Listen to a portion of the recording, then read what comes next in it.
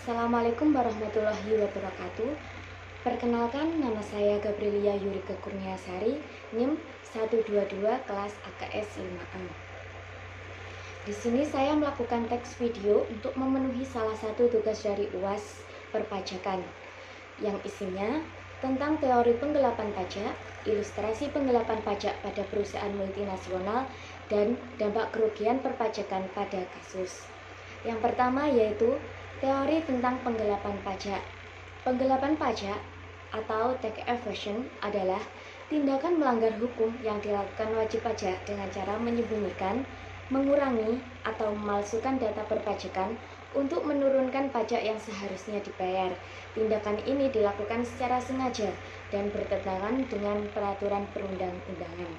Pajak perusahaan multinasional. Penggelapan pajak sering dilakukan melalui tidak melaporkan penghasilan dari luar negeri, memanipulasi laporan laba antar negara, menyalahgunakan kredit pajak luar negeri, serta melakukan transfer pricing fiktif dengan menetapkan harga antar perusahaan satu grup yang tidak sesuai harga wajar. Di Indonesia, penggelapan pajak termasuk tindak pidana perpajakan yang diatur dalam UU KUP dan dapat dikenai sanksi administratif serta sanksi pidana berupa denda dan atau penjara. Yang kedua yaitu ilustrasi kasus. PT Arta Kurnia adalah perusahaan multinasional yang berkedudukan di Indonesia dan memiliki anak perusahaan di beberapa negara, yaitu Jepang, Korea Selatan, Malaysia, dan Jerman. Pada tahun 2024, PT Arta Kurnia memperoleh penghasilan sebagai berikut. Sumber penghasilan dalam negeri jumlah dalam rupiah 3 miliar, tarif pajak negara 22%. Sumber penghasilan Jepang jumlah rupiah 4 miliar, tarif pajak negara 30%. Korea Selatan jumlah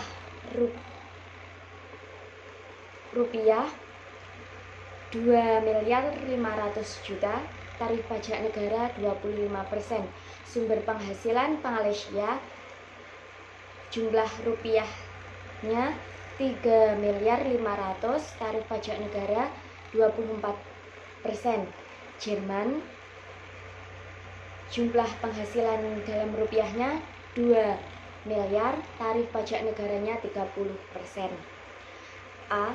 Perhitungan pajak yang seharusnya dibayar. Total penghasilan kena pajak.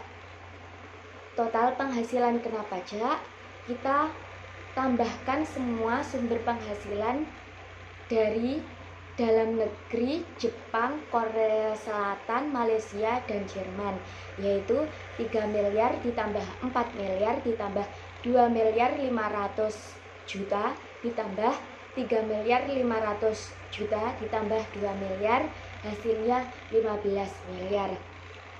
Untuk PPh terutang di Indonesia, yaitu tarif pajaknya 22% dikali 15 miliar dari total penghasilan kena pajak, hasilnya yaitu 3 miliar 300 juta.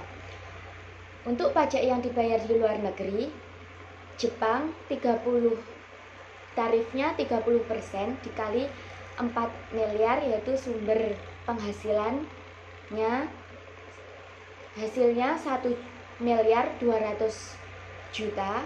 Untuk Korea Selatan 20, tarifnya 25% dikali hasilnya penghasilannya 2 miliar 500, hasilnya 625 juta.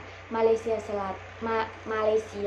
tarif pajaknya 24% dikali penghasilannya, sumber penghasilannya 3 miliar 500, hasilnya 840 juta.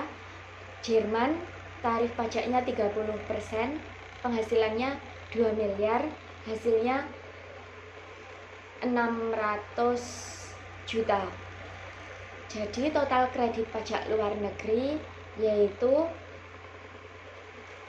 pajak yang dibayar di luar negeri semua, Jepang, Korsel, Malaysia, Jerman, itu tadi ditambah hasilnya tadi ditambah semua, yaitu 1.200.000.000 ditambah 625 juta ditambah 840 juta ditambah 600 juta sama dengan 3.265.000.000.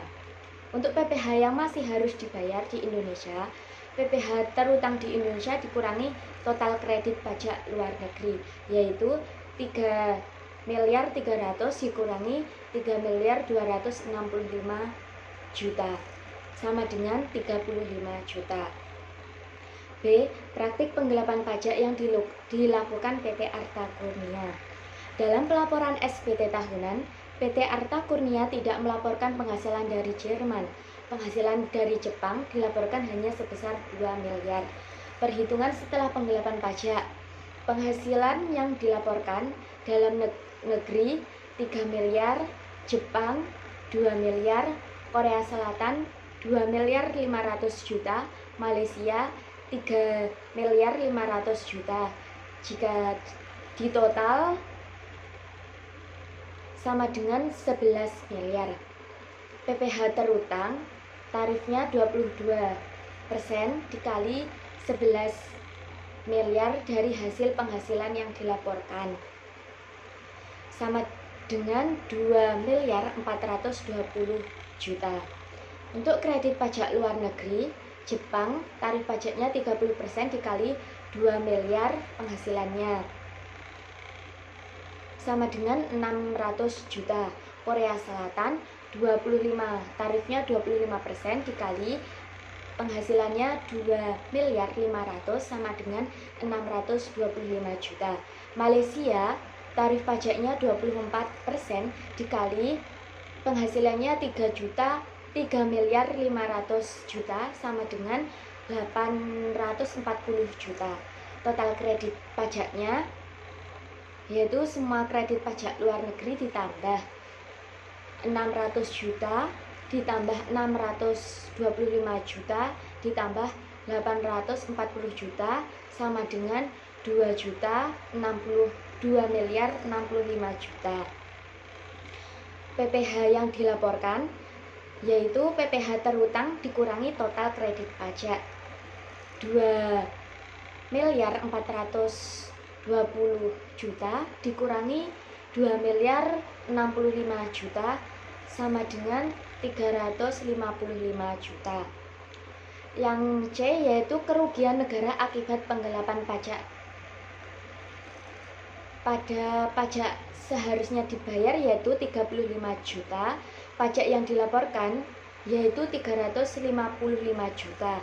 Kerugian negara yaitu pajak seharusnya dibayar 35 juta dikurangi pajak yang dilaporkan 355 juta. Nanti hasilnya yaitu min 320 juta.